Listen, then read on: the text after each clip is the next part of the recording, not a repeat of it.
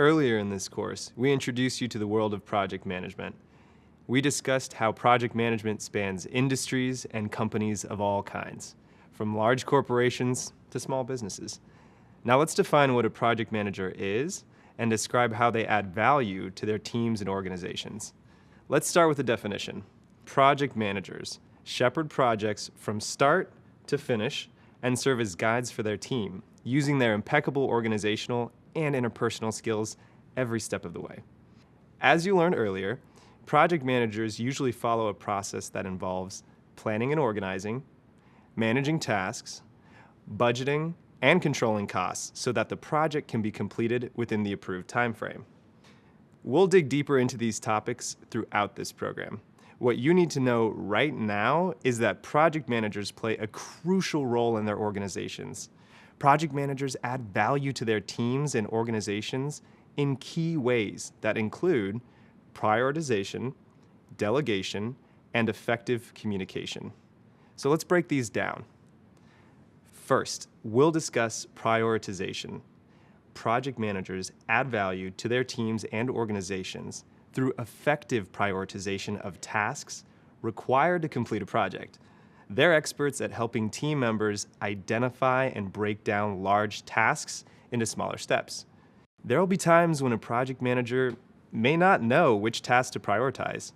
To determine which ones are the most critical to the success of the project, they'll connect with their teams and with stakeholders to gather information and make a plan.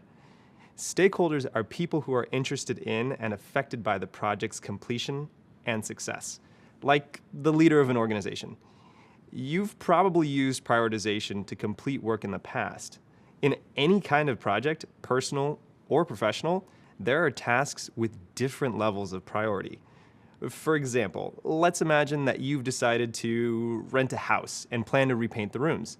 You've picked out your paint and you're eager to get started.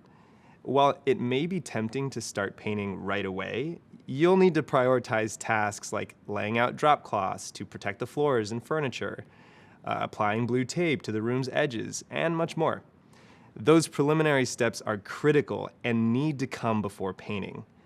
Other related steps, like choosing new faceplates for your light switches, can come later in the process or be switched out of the project entirely if you run out of time or money. When you choose to take care of these preliminary steps before wedging open the paint can, you're prioritizing the tasks or steps of your project. You're also increasing the likelihood that you'll be satisfied with your newly painted rooms. This process is similar for professional projects. When you effectively prioritize important tasks, you set up your team and yourself for a better project outcome. Now, let's discuss delegation.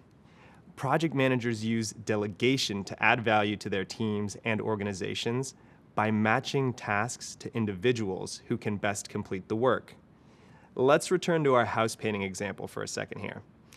Painting multiple rooms can be a time-consuming project, so it's possible that you might enlist a few friends to help you get it done. Maybe one friend has professional painting experience. Now, with that in mind, you might ask her to handle the more challenging aspects of the project, like painting the ceiling or the detailed molding. You might also schedule her to paint the molding before another friend paints the walls. So by delegating this task to the person with the right skills to complete the work and ordering the tasks appropriately, you're applying knowledge of your team's strengths to the planning of your project. That makes sense, right? Finally, let's talk about effective communication. Project managers deliver value through effective communication, both with their team and with key stakeholders. This refers to being transparent, which means being upfront with plans and ideas and making information readily available. Project managers keep in regular contact with their team about the progress of the work and help identify areas where a teammate may need support. In our house painting example, this might involve checking in with your friends periodically to ask if they have enough paint or supplies left to complete their tasks. Checking in regularly means you'll know if you need to buy more paint before the can is empty, which ensures that the project stays on track. In addition to keeping up with teammates, project managers keep in regular contact with people outside of the team, like company leaders who are invested in the project outcomes. For example, You might reach out to your landlord to get permission to paint and to share the days you'll be working on this project. Though your landlord isn't directly involved in the project's execution, the outcomes will affect her property, and so it's important to keep her informed. Without your project management skills, you might run out of paint halfway through the project, your walls might get painted without drop cloths to protect the floors, and your landlord could be caught off guard about your plans. So it's a good thing you're here to keep the project running smoothly and efficiently. Great. Now you should be able to define what a project manager is and explain how they use prioritization, delegation, and effective communication to deliver value to their organizations. Coming up, you'll hear about the career path of a real-life project manager at Google. Their journey, to me, is fascinating, and we can't wait to share it with you.